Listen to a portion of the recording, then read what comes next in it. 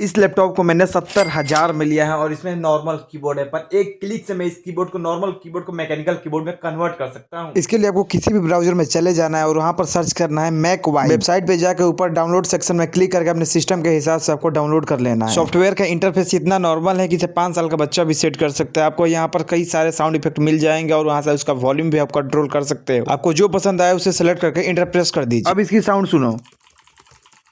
अब मेरा भी नॉर्मल पीसी बन गया 1.5 लाख का।